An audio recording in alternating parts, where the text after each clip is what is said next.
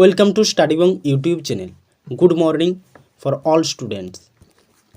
তো আজকের ক্লাস কি দেখো, প্রথম কি রয়েছে, রিলায়েন্স জিও ভারতে জিপিটি চালু করতে আইআইটি বোম্বাইয়ের সাথে হাত মিলিয়েছে। আইআইটি বোম্বাইয়ের সাথে রিলায়েন্স জিও হাত মিলিয়েছে। পিভি সিন্ধু 2023 সালে ফোর্বস পত্রিকার সর্বোচ্চ বেতনপ্রাপ্ত মহিলা ক্রীড়াবিদের তালিকায় জায়গা করে নিয়েছে।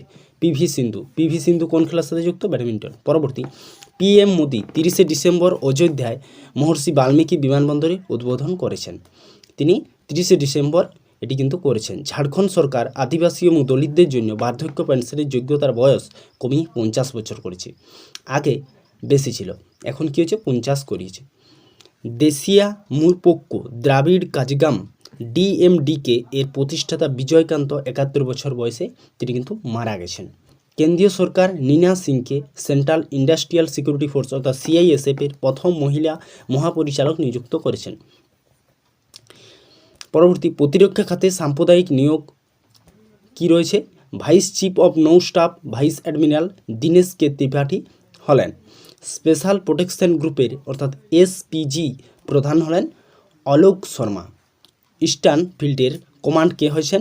রিয়ার অ্যাডমিরাল রাজেশ ধারখার। নৌবাহিনীর উপপ্রধান হয়েছেন ভাইস অ্যাডমিরাল তরুণ সোবতী। সঞ্জয় মহেন্দ্রুর স্থলাভিষিক্ত হয়েছেন তিনি, তরুণ সোবতী। পরবর্তী, এনফোর্সমেন্ট ডিরেক্টর অর্থাৎ ইডির অন্তর্বর্তীকালীন পরিচালক রাহুল নবীন হয়েছেন সঞ্জয় কুমার মিশ্রের স্থলাভিষিক্ত। পরবর্তী, এইচডিএফসি ব্যাংক অতনু চক্রবর্তীকে 3 বছরের জন্য চেয়ারম্যান হিসাবে পুনরায় নিয়োগের অনুমোদন দিয়েছে। এইচডিএফসি ব্যাংক সম্পর্কে কি না, এর প্রতিষ্ঠা হয় আগস্ট 1994 সালে এবং প্রতিষ্ঠাতা হাসমুখ ভাই পারেখ।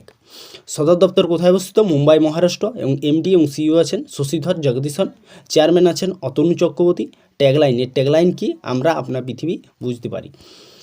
কিছু কোশ্চেন, ভারতের কোথায় ভুটিয়া উপজাতি দেখতে পাওয়া যায়? উত্তর পূর্ব হিমালয় অঞ্চল, আন্দামান নিকোবর দ্বীপপুঞ্জ, উত্তরাঞ্চলের গাড়োয়াল এবং কুমায়ুন অঞ্চল, নাকি অরুণাচল প্রদেশ? তো উত্তরাঞ্চলের গাড়োয়াল এবং কুমায়ুন অঞ্চলে তাই দেখতে পাওয়া যায়। বেগ হলো একটি কি? স্কেলার, ভেক্টর, প্রাকৃতিক রাশি, না কোনোটি নয়? এটি হলো একটি ভেক্টর রাশি। এটি কি? একটি ভেক্টর রাশি। পরবর্তী, মানবদেহে কাঁধের ত্রিভুজাকার পেশির নাম কি? ডেল্টয়েড, সার্টোসিয়াস, মেসেস্টার, নাকি ডেল্টয়েড? তো আজ এই পর্যন্তই। আমাদের ক্লাস যদি ভালো লাগে অবশ্যই লাইক, কমেন্ট, শেয়ার এবং সাবস্ক্রাইব করতে ভুলবেন না। পরবর্তী ক্লাসে তাহলে দেখা হবে।